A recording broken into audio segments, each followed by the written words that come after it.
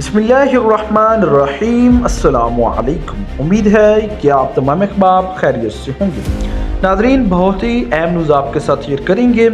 जैसा कि नाजरीन, गुज़िश्ता दिनों चीफ जस्टिस की जानिब से एक मुबारक सानी कादियानी के केस का फैसला सुनाया था, जो कि शरीयत और आइन दोनों के ख़िलाफ़ था।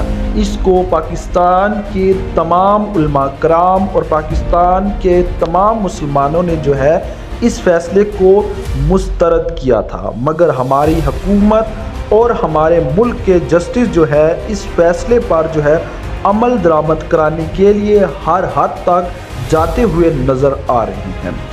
चैनल पर नए हैं तो चैनल को ज़रूर सब्सक्राइब कीजिए ताकि हर किस्म की न्यूज़ अपडेट आपके साथ शेयर कर सकें।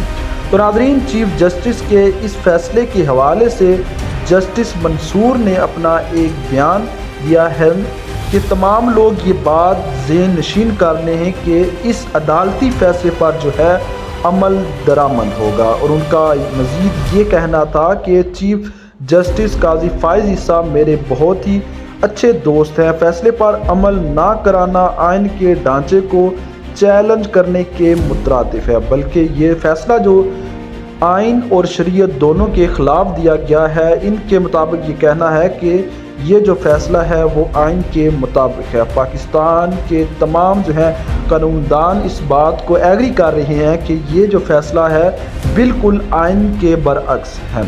और दूसरी तरफ तहरीक लब्बैक पाकिस्तान ने जो है 14 अगस्त को ताजदार ख़त्म नबूवत मार्च का ऐलान कर रखा है। और अल्लामा हाफिज़ साद हुसैन रिज़वी ने भी ये ऐलान किया हुआ है कि अगर ये फ़ैसला वापस ना लिया गया तो तहरीक लब्बैक पाकिस्तान जो है सुप्रीम कोर्ट का घेराव करेगी। तो नाज़रीन, देखते हैं अब 14 अगस्त को क्या होता है। तहरीक लब्बैक पाकिस्तान ने ये ऐलान कर दिया है कि अगर ये फ़ैसला वापस ना लिया गया तो तहरीक लब्बैक पाकिस्तान जो है ख़त्म नबूवत की पहरेदारी के लिए हर हद तक जाने को तैयार है। तो नाज़रीन, एक और यहाँ आपके साथ एक अहम अपडेट शेयर करते चलें कि हुकूमत की जानिब से जो है तहरीक लब्बैक पाकिस्तान के कारकुनान और ज़िम्मेदारान को जो है गिरफ्तार करने में लगी हुई है, ताकि ये जो तहरीक लब्बैक पाकिस्तान 14 अगस्त को ख़त्म नबूवत के हवाले से चीफ जस्टिस के इस फैसले के ख़िलाफ़ मार्च करने जा रही है, इसको नाकाम किया जाए। तो नाज़रीन, ये थी अहम 3 न्यूज़ जो कि आपके साथ शेयर की। चैनल को ज़रूर सब्सक्राइब कीजिए। आपकी इस बारे में क्या राय है कमेंट सेक्शन में ज़रूर बताइएगा। मिलते हैं नई वीडियो में नई खबर के साथ। अल्लाह हाफ़िज़।